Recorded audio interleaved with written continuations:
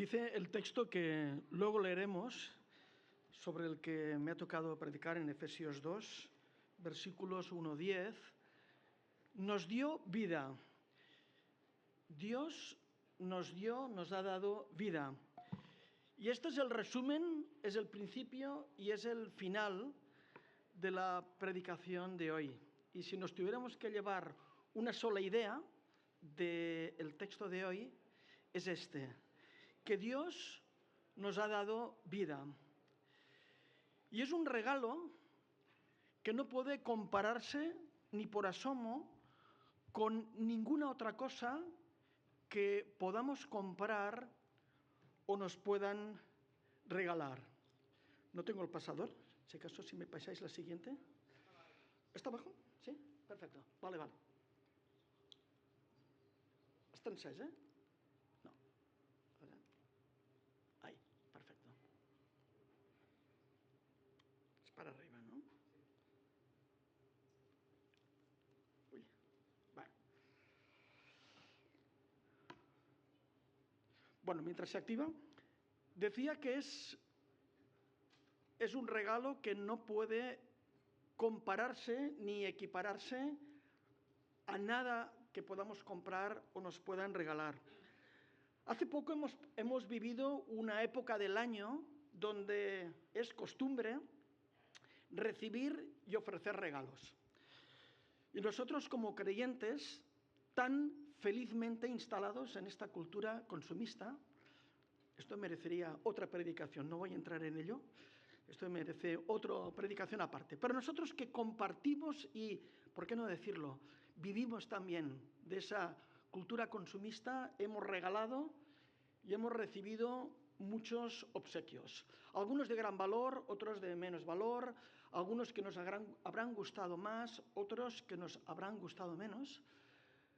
Pero la importancia que le damos a algo, a alguna cosa, viene determinada no por lo que decimos, sino por los hechos, el tiempo que le dedicamos, el interés que ponemos en esas cosas, el afecto o los afectos que ponemos en esas cosas. Y entonces yo me pregunto, yo me he hecho a mí mismo esta reflexión y os la lanzo a vosotros, si de verdad consideráis que la vida que Dios nos ha regalado en Cristo es o no el mejor regalo de vuestra vida. Si realmente es de todas las cosas, y son muchas las que hemos recibido, podríamos decir que es aquella donde están involucrados nuestros afectos más profundos, donde le ponemos el mayor interés, donde le dedicamos tiempo para valorarlo, para apreciarlo, para desarrollarlo. Bueno, cada uno dé su propia respuesta. Es por esto que en el capítulo 1, Joel, el domingo pasado, nos recordaba, en esta sección del capítulo 1, Pablo, después de haberles recordado de qué manera específica Dios nos ha bendecido, y os animo a volver a leer la primera sección, la primera mitad del capítulo 1, donde Pablo les recuerda y nos recuerda hoy a nosotros cómo Dios nos ha bendecido. Y Dios no nos ha bendecido bastante, Dios no nos ha bendecido mucho, Dios nos ha bendecido dándonos todo. Bendito sea el Dios y Padre de nuestro Señor Jesucristo, que nos bendijo con toda bendición espiritual. A veces compramos cosas materiales y la estrategia del marketing es obligarnos a comprar complementos. Nunca hay suficiente, siempre hay que comprar algo más que se adapta para que podamos, eso que hemos comprado tenga una nueva función. Siempre hay necesidad de más. Pero con la bendición de Dios que hemos recibido en Jesús, Pablo les dice, habéis recibido el kit completo. Es completo, no hace falta más. Y si leéis el texto, veremos que hemos sido redimidos, hemos sido liberados, hemos sido salvados, hemos sido adoptados, se nos ha dado entendimiento, etcétera, etcétera. Es un kit completo para que podamos vivir una vida de fe y una fe que fructifica y que nos permite glorificar a Dios en nuestra vida. Y es por eso que luego Pablo le recuerda, y esto fue el énfasis de la predicación de Joel, él oraba, ¿no? Oro a Dios para que ilumine, ¿no?, los ojos de vuestro entendimiento, para que sepáis. El texto en la versión Reina Valera dice literalmente, oro para que sepáis, oro para que entendáis, oro para que os deis cuenta realmente del valor de toda aquella bendición que Dios os regala en Cristo Jesús. Y solamente podemos valorar aquello que conocemos. Por tanto, tenemos una responsabilidad de conocer, porque si no conocemos, no podemos valorar. No podemos estimar aquello que no conocemos. Y no podemos confiar y depositar en ello nuestra confianza y obedecer y caminar en esas bendiciones si no las conocemos y no las estimamos. Vamos a leer el texto en el que vamos a reflexionar hoy, que es el capítulo 2, los versículos del 1 al 10. Y dice así: Él os dio vida a vosotros. Él os dio vida a vosotros cuando estabais muertos en vuestros delitos y pecados, en los cuales anduvisteis en otro tiempo, siguiendo la corriente de este mundo, conforme al príncipe de la potestad del aire, el espíritu que ahora opera en los hijos de desobediencia. Entre ellos vivíamos también todos nosotros en otro tiempo, andando en los deseos de nuestra carne, haciendo la voluntad de la carne y de los pensamientos, y éramos por naturaleza hijos de ira, lo mismo que los demás. Pero Dios, que es rico en misericordia, por su gran amor con que nos amó, aun estando nosotros muertos en pecados, nos dio vida juntamente con Cristo. Por gracia sois salvos. Juntamente con Él nos resucitó y asimismo nos hizo sentar en los lugares celestiales con Cristo Jesús, para mostrar en los siglos venideros las abundantes riquezas de su gracia en su bondad para con nosotros en Cristo Jesús. Porque por gracia sois salvos por medio de la fe, y esto no de vosotros, pues es don de Dios. No por obras, para que nadie se gloríe, pues somos hechura suya, creados en Cristo Jesús para buenas obras, las cuales Dios preparó de antemano para que anduviéramos en ellas. En este texto y en este inicio del capítulo 2, Pablo establece un contraste. A veces hay cosas que para poderlas entender y apreciar bien, las tenemos que ver con contraste. Por ejemplo, si compramos una joya, a menudo te la muestran sobre una gamuza oscura para que resalte la belleza y la perfección de esa joya. Y de la misma manera se hace necesario utilizar este contraste para entender cómo hemos sido bendecidos por Dios en Cristo. Y al inicio, en el versículo 1, y luego lo vuelve a repetir en el versículo 5, por si todavía no quedó claro, nos dice que Él nos dio vida a nosotros cuando estábamos muertos. Y más adelante dice, aún estando nosotros muertos en pecados, nos dio vida. Si el capítulo 1, Pablo nos llevó a la cima, ¿no?, a lo alto de todo, a un éxtasis espiritual, ¿no?, donde nos muestra la belleza de la salvación, en el capítulo 2, al menos en estos primeros 4 versículos, nos tiene que llevar a las profundidades de lo más hondo, de lo oscuro y de lo feo de nuestra propia condición natural. El punto de partida en el capítulo 2 no es la vida, sino la muerte en la que cada uno estábamos. Pero ¿de qué clase de muerte está hablando aquí Pablo? Alguno igual objetará, bueno, pero si mi corazón late, yo respiro y he venido esta mañana caminando, mis piernas funcionan.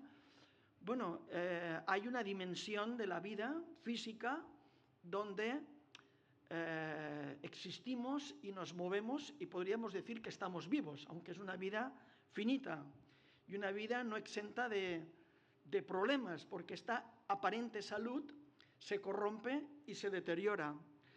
Pero hay otras dimensiones que no vemos y que probablemente muchas personas en nuestra cultura hiperracionalista donde vivimos ignora, pero que son tan o más reales que la dimensión física, y es la dimensión espiritual.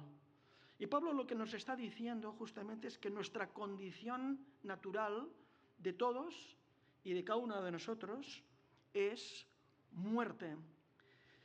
No es un asunto de los malos, ¿no? Siempre es fácil identificar las personas que hacen maldad y cuántas personas realmente hacen maldad, ¿no? No solamente lo vemos en los medios de comunicación, sino también en nuestro entorno. Hay muchas personas que viven instaladas en una maldad permanente. Y es fácil juzgarlas y pensar que esas personas están muertas espiritualmente. Físicamente todavía están demasiado vivas, pero espiritualmente están corrompidas y están muertas.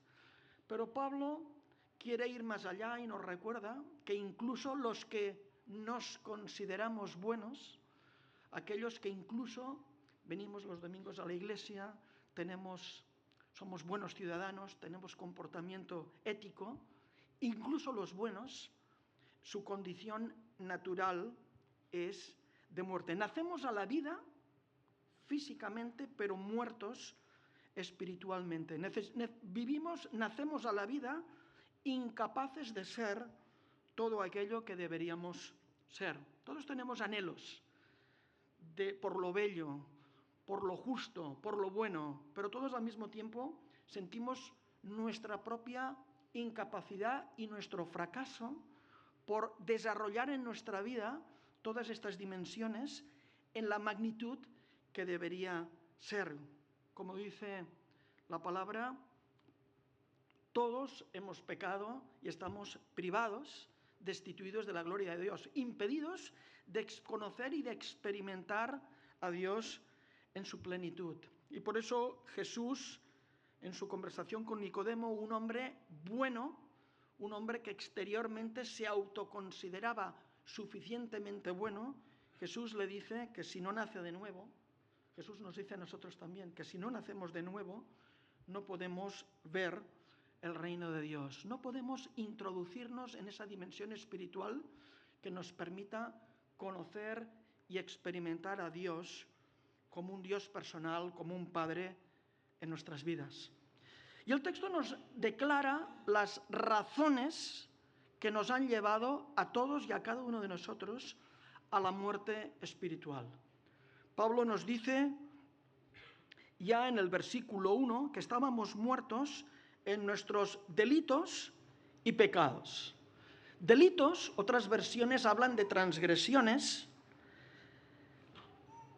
apuntan hacia el concepto de rebelión. Significa desafiar la autoridad. Significa cruzar una línea prohibida.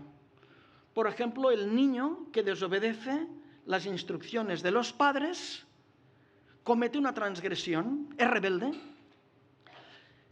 Los que conducimos a menudo sabemos que no podemos superar los 80 kilómetros, pero a veces lo hacemos.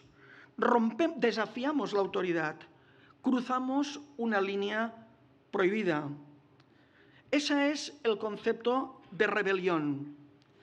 Y el origen lo encontramos ya en Génesis, en la famosa escena donde la serpiente tienta a Adán y Eva. Y fijaros que el origen del pecado, de la rebelión, no es tanto el acto de transgredir la norma y tomar aquel fruto que había sido prohibido, sino la motivación que lleva a transgredir la norma. ¿Qué les dice la serpiente, el diablo, al hombre y a la mujer? Que si lo hacéis, si rompéis la norma, seréis como Dios. Ya no tendréis que vivir supeditados, sino que seréis como Dios. Esa es la aspiración del hombre moderno, que cree que no necesita a Dios porque nos hemos instalado en el trono de nuestra propia vida. Nosotros funcionamos y nos manejamos ejerciendo de Dios. Dios ha dejado de ser necesario. Y el segundo concepto es el de pecado. Y pecado apunta a la noción de fracaso.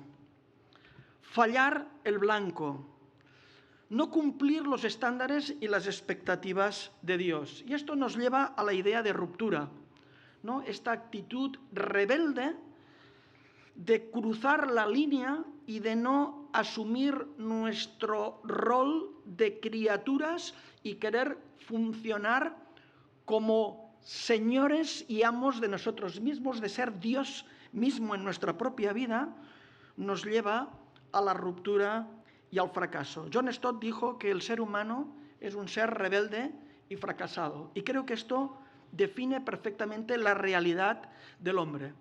Y lo vemos cada día, este fracaso y esta ruptura. No solamente nos lo han explicado muchas veces, y Jaume Llenas nos lo explica muy bien, esta ruptura en nuestra relación con Dios, esta ruptura interna que nos lleva a vivir en esa angustia existencial, esta ruptura horizontal en las relaciones que nos lleva a esa dificultad permanente de convivir en paz y armonía con nuestros semejantes, y esta ruptura en la administración sabia y responsable del medio ambiente.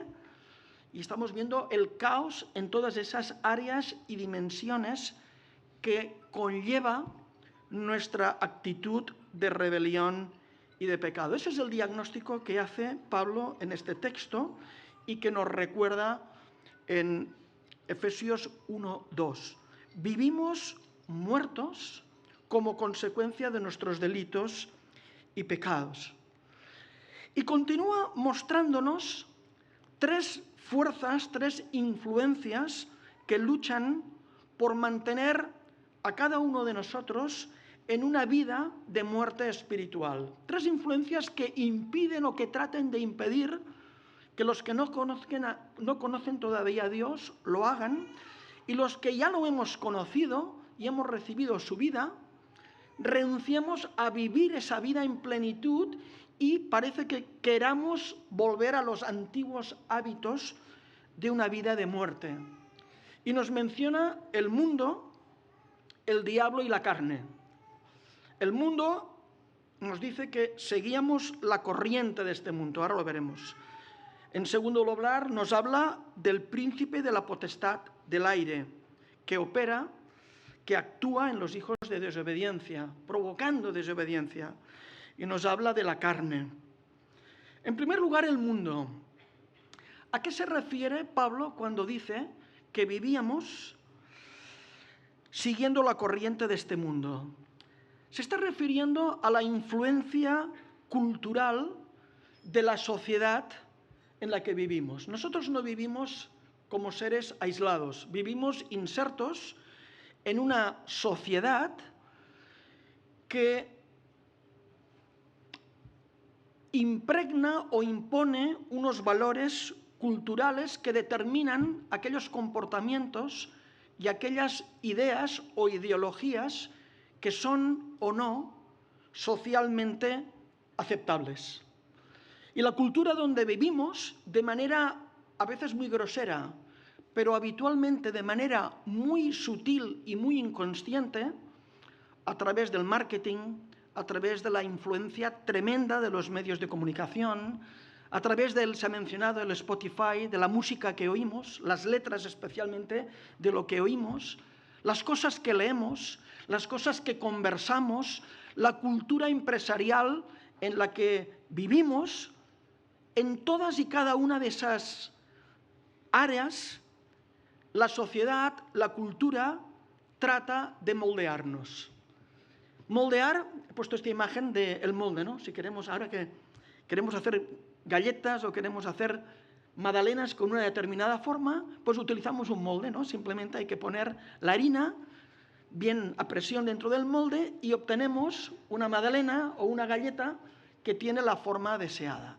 Bueno, simple y llanamente eso es lo que el mundo cada día trata de hacer con nosotros. Al mundo le es igual si nosotros nos declaramos cristianos o no, o evangélicos, o lo que sea, o ateos.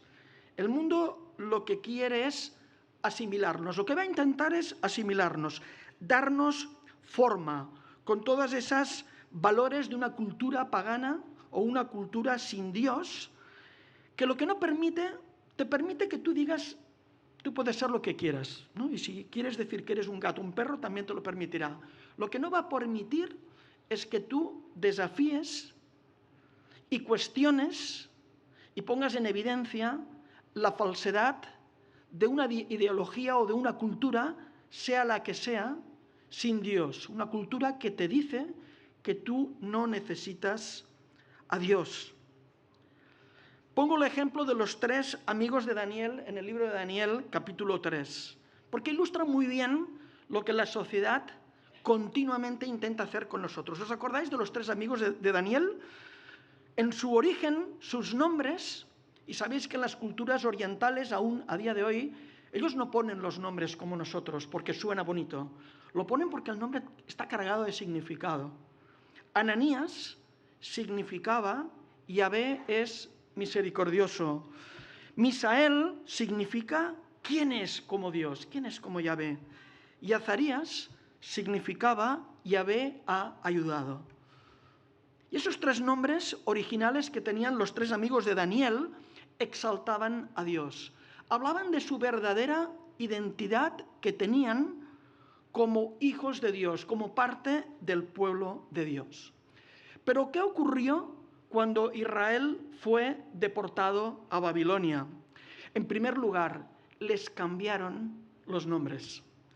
Y fijaros que Ananías pasó a llamarse Sadrach, que significa, es mandato de Aku, que era un dios, el dios babilonio de la luna. Y Misael se le cambió el nombre de Mesac, quien es como Aku. Y Azarías como Abed-Nego, que significa siervo de Nabu, que era el dios de la sabiduría y de la escritura. La cultura tratará de cambiar tu nombre. Dicho de otra manera, la cultura trata de cambiar nuestra identidad. Pero esos 3 hombres no sucumbieron a la presión de la cultura, y recordaréis la historia del horno de fuego, ¿no? Nabucodonosor dictaminó en un edicto que todos tenían que arrodillarse y adorar a la imagen. Ellos no lo hicieron, fueron denunciados y fueron echados al horno de fuego. Se resistieron y sabemos cómo termina felizmente la historia. Dios los protege. Pero la idea aquí es la influencia de la cultura. La corriente habla, ¿no? La corriente es, ahora que hemos vivido estas lluvias, lo hemos visto por los medios de comunicación, cómo la corriente de las aguas, el ímpetu, arrastra todas las cosas, y la cultura trata y tratará de arrastrarnos en esa corriente para que nos asimilemos, para que tomemos la forma del mundo. Es por eso que Pablo en Romanos nos recordará, no os amoldéis a los criterios de este mundo. Al contrario, dejaos transformad y renovad vuestro interior de tal manera que sepáis apreciar lo que Dios quiere, es decir, lo bueno, lo que es grato, lo perfecto. Romanos capítulo 12, versículo 2. No os amoldéis, resistiros a esta corriente del mundo. Claro, detrás de esta corriente del mundo está el diablo. Pablo lo menciona con otro título, el príncipe de la potestad del aire. Esto no ocurre por casualidad, esto no ocurre porque sí, sino que hay fuerzas malignas que tratan y tratarán desde los inicios de la historia, desde el Edén hasta el día de hoy y hasta el final de los tiempos, de arrastrar y de seducir a cuantos más mejor para que tomen la decisión de vivir su vida en una vida de muerte espiritual, privados de conocer y de experimentar al Dios de la vida y por tanto sin poder gozar de la vida auténtica. Aquí el diablo es nombrado príncipe, y príncipe evoca a alguien con autoridad y poder. Y es verdad que no debiéramos minimizar al diablo. Es una fuerza espiritual astuta y activa. Pedro, en su epístola, nos lo describe de esta manera: como nuestro adversario, vuestro adversario, el diablo, anda al acecho como león rugiente, buscando a quien devorar. Ayer en el carnaval me fijé y vi un par de niños pequeñitos disfrazados de diablos. Bueno, en nuestra cultura, una de las habilidades de la cultura es ridiculizar y distraer nuestra atención y banalizar cosas e ideas que son profundamente maliciosas, no? Y el diablo, nuestra cultura, lo ha ridiculizado, ¿no? Els pastorets y tantas cuestiones de la cultura que lo convierten hasta en un ser tremendo pero simpático. No, es un adversario que anda al acecho como león rugiente buscando a quien devorar. Es un poder real, pero primera buena noticia, no tiene un poder ilimitado. No debemos caer en la confusión de pensar que en el cosmos existe una lucha entre el bien y el mal, donde hay dos fuerzas equiparables. No, el diablo ya ha sido derrotado, aunque por un tiempo se le permite en la voluntad de Dios ejercer su influencia, pero él no tiene ninguna influencia sobre nosotros. Hace poco leí una frase que me pareció muy interesante. El diablo solamente tiene el poder sobre nosotros, solo tiene el poder que nosotros estamos dispuestos a entregarle. Todo aquel poder en tu vida que tú le entregues, él la ejercerá. Pero si tú por fe no se la entregas, estamos cubiertos y empoderados por el Espíritu Santo para que esto no suceda. Tiene muchos otros adjetivos en las Escrituras que nos dan una buena idea de su carácter y de su actividad. Se nos habla de que es un adversario, que es padre de toda mentira, es acusador, es tentador, es homicida, etcétera, etcétera. Y es por eso que en este texto Pablo nos lo describe como ese príncipe, ese poder que ahora opera en los hijos de desobediencia. Opera significa que actúa, que ejerce una influencia. ¿Y cómo ejerce influencia el diablo en la vida de las personas? Nos tienta. ¿Cuántas veces nos hemos sentido tentados por cosas que sabemos que son contrarias a la voluntad de Dios? Otras veces nos acusa, ¿no? Y nos hace sentir sucios, nos hace sentir culpables. De maneras muy sutiles siembra el desánimo y siembra la duda. Y en última instancia, en esta pendiente resbaladiza, nos arrastra o intenta arrastrarnos hacia la desobediencia, a esa rebelión. Por tanto, cuidado con esta influencia que no deberíamos minimizar. Y la tercera influencia es la carne, que sería la naturaleza humana no regenerada. Nos dice que andábamos en los deseos de nuestra carne, haciendo la voluntad de la carne y de los pensamientos, y éramos por naturaleza hijos de ira, lo mismo que los demás. La carne, la naturaleza no regenerada, significa los impulsos, ¿no? Aquella manera de hacer y de actuar motivada o impulsada por impulsos humanos. Y también habla de los pensamientos, por tanto, guiado por las mentiras. Cuando actuamos no guiados por el Espíritu, actuamos impulsivamente y actuamos dirigidos por la voluntad de los pensamientos mentirosos que el diablo coloca en nuestra vida. Podríamos ejemplificarlo de muchas maneras, pero una que resume muy bien las mentiras que el diablo coloca en las mentes de las personas y a veces también nos seduce a nosotros, es aquella que diría: tienes derecho a ser feliz. Si a ti te gusta y te hace feliz, hazlo. Nadie te lo puede impedir. Yo creo que este sería un pensamiento mentiroso, tremendamente poderoso para muchos, pero también a menudo para nosotros mismos. Nos dejamos llevar por estos impulsos y por estos pensamientos mentirosos que nos llevan en un sentido contrario a la voluntad de Dios. Pienso que a veces los deseos de la carne, cuando hablamos de esta expresión, deseos de la carne, pensamos en el pecado, pensamos en cosas más bien muy reprobables, aquellas cosas donde todos estaríamos de acuerdo que son cosas que no deberíamos hacer. Pero creo que a menudo el pecado es una perversión de un deseo legítimo. Son cosas a menudo, o yo pienso la mayoría de las veces, son cosas legítimas, pero que nosotros las pervertimos porque las llevamos a unos extremos que no se amoldan a la voluntad de Dios.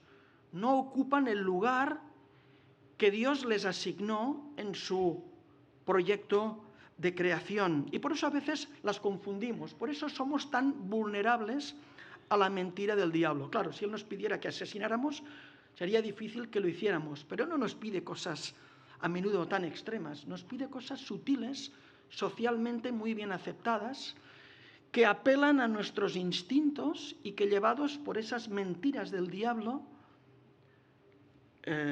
les damos lugar en nuestra vida. Por eso pienso que la principal batalla espiritual se libra en el área de la mente y de los pensamientos. Por eso Pablo, en otra epístola, 2 Corintios 10:5, nos insta a derribar los argumentos y toda altivez que se levantan contra el conocimiento de Dios y llevando cautivo todo pensamiento a la obediencia a Cristo. Qué importante es revisar nuestras vidas, qué importante es cuidar nuestras mentes, alimentar nuestras mentes de los pensamientos correctos que solo vienen de la palabra de Dios y a través de, a menudo, libros o hermanos que leemos o escuchamos, pero que hablan verdad de Dios. Cuando esto no ocurre, nos dice que cuando somos arrastrados por la corriente del mundo, cuando le damos lugar a las mentiras del diablo, cuando seguimos los instintos de la carne y de los pensamientos, nos dice que entonces esto nos coloca, nos clasifica como hijos de ira. Hijos de ira es una palabra fuerte, es un hebraísmo. Y significa que somos objetos o merecemos la justicia de Dios. ¿Qué hace la justicia cuando es justa? Tú transgredes la norma, pues se te aplica una condena justa. Dios es justo y todo lo que hacemos tiene consecuencias. Y dejarse llegar y gobernar por estas tres influencias nos priva y nos privará de vivir la vida que Dios nos regala en Cristo y nos lleva a merecer justamente el juicio de Dios, que es una separación eterna. La Biblia lo describe de muchas maneras: la oscuridad, el llanto, el crujir de dientes. Bueno, son expresiones metafóricas que lo que tratan de reflejar y de describir justamente es esto, que en el presente y en el futuro muchos van a vivir lamentablemente privados de la luz de la vida real que solamente puede ser encontrada en Cristo. Pero llegamos al versículo 4, y en el versículo 4 hay un contraste enorme. Digamos, el tono del pasaje del capítulo cambia radicalmente y introduce un quiebro tremendo, porque aquí nos dice que esta situación que describe de muerte espiritual no es una situación irremediable. Introduce un pero Dios. Y aquí centramos nuestra atención en Dios y solo en Dios, porque Él es el protagonista absoluto, quien lo ha hecho todo y sigue haciéndolo a día de hoy para que esa situación no sea una situación irremediable en ninguno de nosotros, particularmente en ninguno de los que estamos aquí. Y nos hablará de otras tres fuerzas, en este caso son atributos de Dios, cualidades de Dios que son las que nos inyectan vida en nuestras vidas que eran de muerte espiritual. Nos dice que Dios, pero Dios, que es rico en misericordia, por su gran amor con que nos amó, aun estando nosotros muertos en pecados, nos dio vida juntamente con Cristo. Por gracia sois salvos. Todo depende de Dios. Todo lo que vamos a ver en este texto, estas tres cualidades de Dios, son cualidades y acciones de Dios. Todo depende de Dios. Nada depende de nosotros. Y nos recuerda que nos amó aún estando en nuestra condición natural de muerte espiritual. Hemos sido amados y hemos sido abrazados por Dios, no cuando vinimos a Él, sino aún todavía cuando estábamos en muerte espiritual, Dios nos amó. Y aquí vemos estas tres cualidades: la misericordia, el amor y la gracia. Nos dice el texto que Dios es rico, abundante en misericordia. La misericordia, así como la justicia, significa que Dios nos da lo que merecemos. Nuestro pecado merece castigo. La misericordia significa lo contrario. Dios no nos da lo que sí merecemos, que es juicio. Dios pone su mano y nos protege de recibir lo que sí mereceríamos. Dios nos cubre con su misericordia abundante. En segundo lugar, nos habla de su amor, gran amor. Hay adjetivos siempre superlativos, gran amor. Y aquí el término es ágape, que significa el Dios que muestra un amor que es incondicional. No por lo que hayamos hecho nos ama más, no por lo que no hayamos hecho nos ama menos. Es un amor que Dios decide voluntariamente y es un amor incondicional. Y nos habla de la gracia. Por gracia sois salvos. Dios nos ofrece el regalo inmerecido del perdón y de la reconciliación. La vida, en definitiva. Poder reconectar con el Dios creador para que tengamos vida, una vida espiritual, una vida con sentido y con propósito. Algo que nosotros no podemos merecer. Y en este texto Pablo nos explica que esta gracia no es un concepto. A veces todo esto queda en el ámbito de los conceptos y las definiciones en los diccionarios teológicos. No, la gracia, el amor, la misericordia y especialmente la gracia de Dios están personificadas en Cristo. Se trata de una persona, no se trata, por tanto, de una teología, de una declaración doctrinal, que también tiene estas dimensiones, pero entendemos y nos apropiamos de todas estas verdades a través de la relación personal que podemos tener en Cristo. En los versículos 5 y 6 nos dice que aún estando nosotros muertos en pecados, nos dio vida juntamente con Cristo. Y sigue diciendo que juntamente con Él nos resucitó y asimismo nos hizo sentar en los lugares celestiales con Cristo Jesús, para mostrar en los siglos venideros las abundantes riquezas de su gracia en su bondad para con nosotros en Cristo Jesús. Fijaros cuántas veces remarca el texto en Cristo, en Cristo, en Cristo. No es un concepto, es una persona y es una persona viva. Cristo es la manifestación, la personificación de la gracia de Dios. Es el único medio de la gracia salvadora de Dios. Si Dios nos regala vida, es porque esta vida es posible gracias a lo que hemos cantado en nuestros cantos de alabanza y lo hemos recordado a través de estos símbolos, porque Dios se humanó en Cristo y Cristo llevó a cabo su obra redentora. Y este texto nos recuerda, en primer lugar, la verdad de su encarnación, cómo Dios se identifica con nuestra condición de muerte espiritual y nuestra necesidad desesperada de salvación. Nos habla de su muerte. Jesús ocupó nuestro lugar en aquella cruz. De otra manera, la vida de Dios no sería posible. Nos habla de su resurrección, Él venció a la muerte, y nos habla de su glorificación, de su autoridad, que en Él tenemos una nueva identidad, ¿no? Por medio de la fe y de la identificación con Jesús, tenemos una identidad en Cristo. Cristo nos habla de nuevo en los lugares celestiales, vuelve a ser el Cristo glorificado, el Cristo que reina, que tiene verdadera autoridad. Y todo eso nos lo apropiamos por medio de la fe. En el versículo 8-9 introduce por primera vez este concepto de la fe. Creo que este versículo probablemente es uno de aquellos, si dijéramos los 10 versículos que deberíamos memorizar, sin duda, uno de ellos es esto. Los que venimos de la escuela dominical antigua, donde memorizábamos versículos, y qué bien nos ha hecho esa cultura de la memorización de versículos.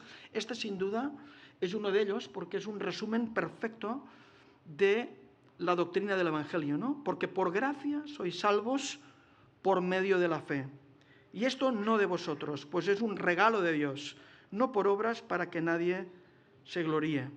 No es por obras, no es por ningún mérito, ningún esfuerzo que nosotros podamos hacer, por muy bien intencionados que sea, cualquier cosa que hagamos, cualquier esfuerzo que hagamos, y ese era el pecado, ¿no?, que Jesús criticaba de los religiosos judíos de su tiempo, se queda corto. Todos, por causa de esta muerte espiritual en la que nacemos, esta condición en la que nacemos, nos quedamos cortos. No es por lo que nosotros hagamos, es por la gracia de Dios, es por lo que Él nos regala, nos ofrece en Cristo.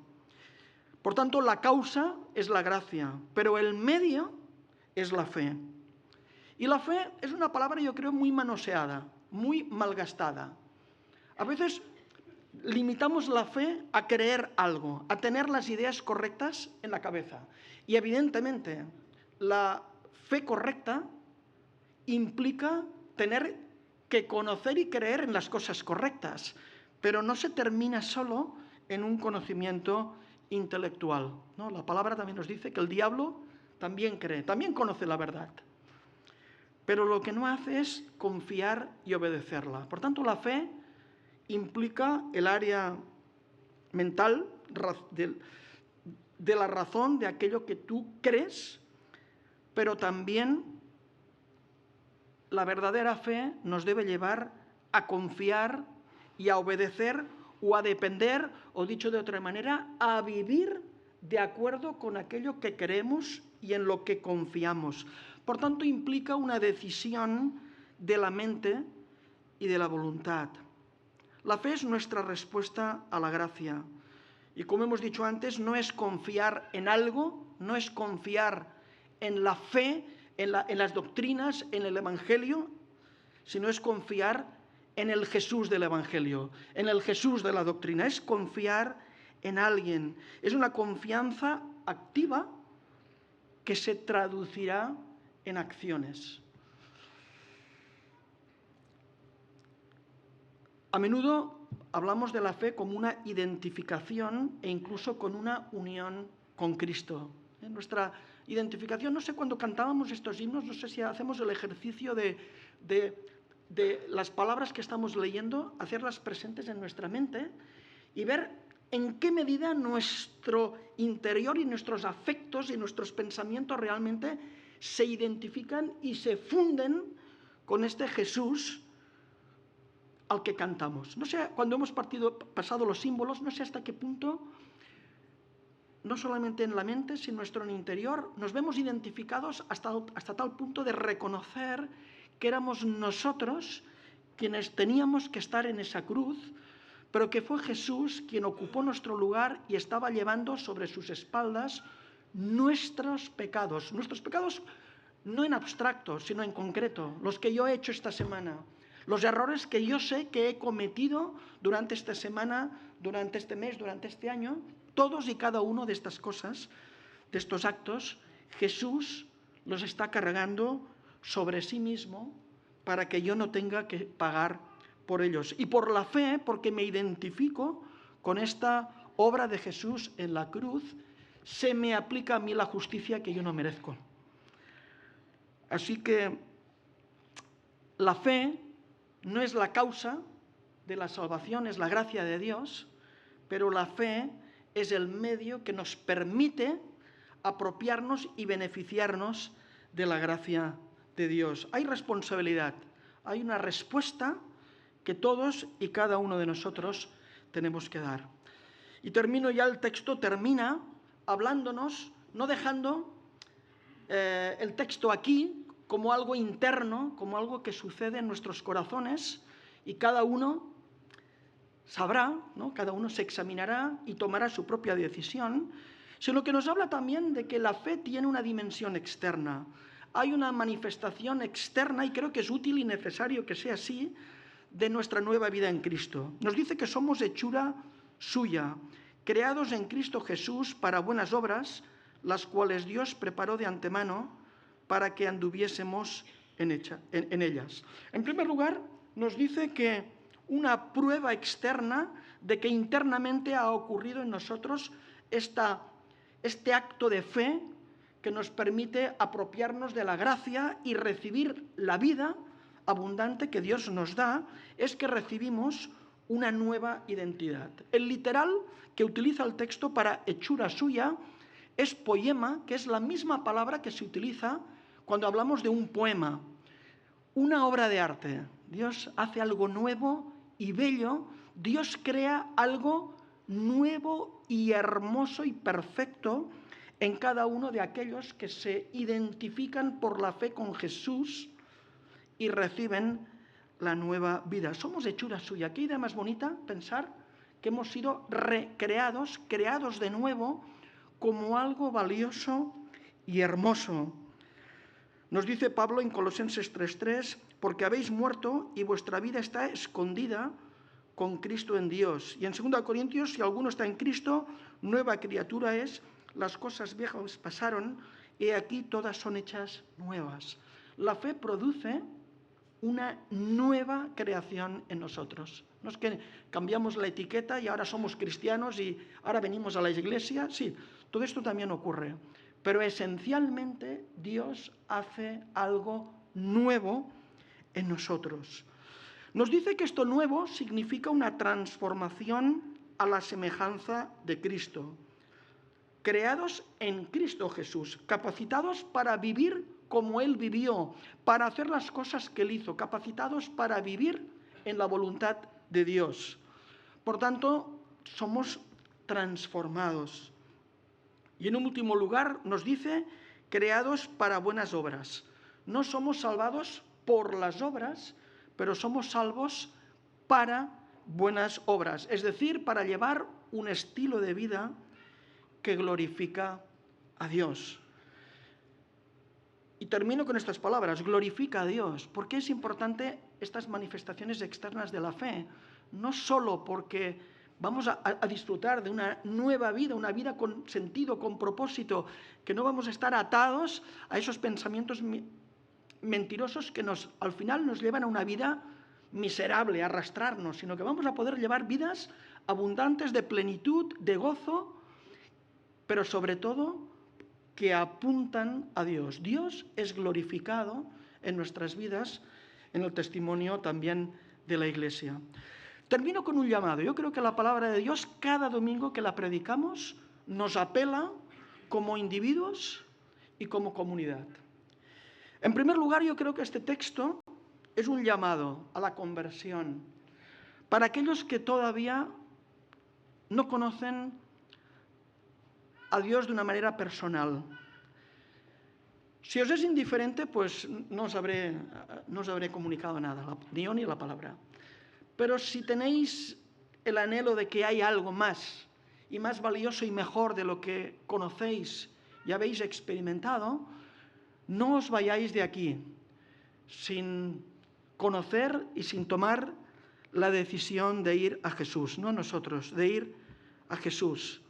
Y por tanto estaremos encantados, Marisa, un servidor, la persona que os ha acompañado, la persona en la que tenéis confianza de conversar con vosotros. No os vayáis de aquí sin tener la oportunidad de pasar de muerte a vida, de descubrir la vida real, la vida abundante que solamente Jesús, por medio de la fe, por la gracia, os quiere ofrecer.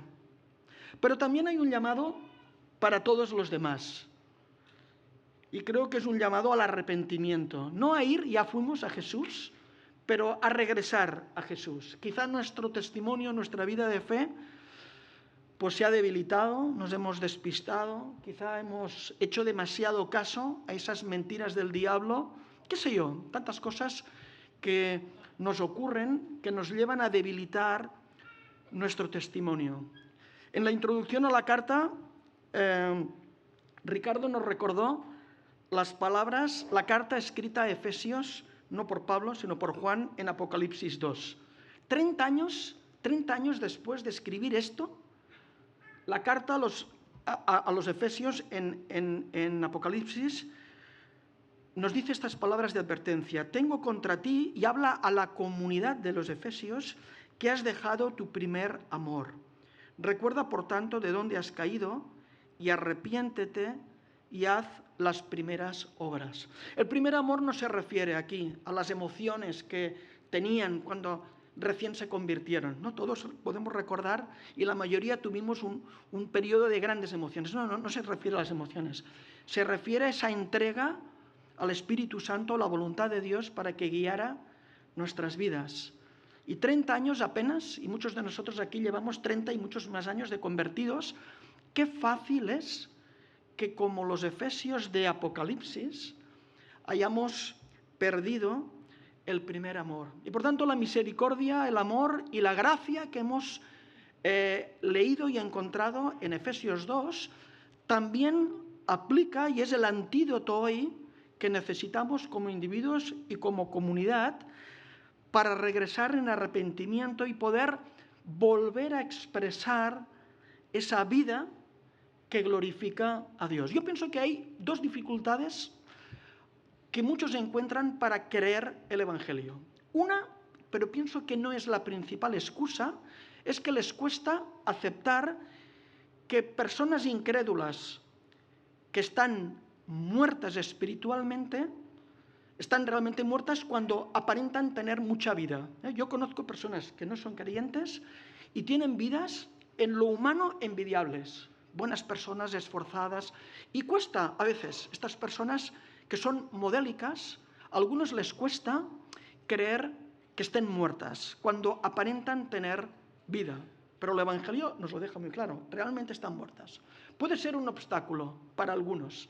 No creo que sea el principal problema. Creo que el principal problema que encuentran muchos es creer que muchos que nos profesamos cristianos tenemos vida cuando lo que mostramos en nuestras vidas son vidas como los muertos, ¿no? Vidas que no brillan, vidas que fácilmente nos enfadamos, que fácilmente nos desanimamos, que no nos comprometemos, que no llevamos a cabo las buenas obras que Dios creó para que anduviéramos con ellas. Esto sí que es un impedimento a creer muchos, los que nos profesamos vivos, pero vivimos como muertos. Habéis dejado vuestro primer amor. Gracias, y con esto termino. Que la palabra, esta no es la última palabra es la misericordia, el amor y la gracia de Dios siguen siendo recursos hoy para que como individuos y como comunidad recuperemos el compromiso con el Señor para poder volver a brillar, no para nuestra satisfacción, que seguro que lo será, sino sobre todo para llevar vidas individualmente y como comunidad que honre y que glorifique al Señor de nuestras vidas. Amén.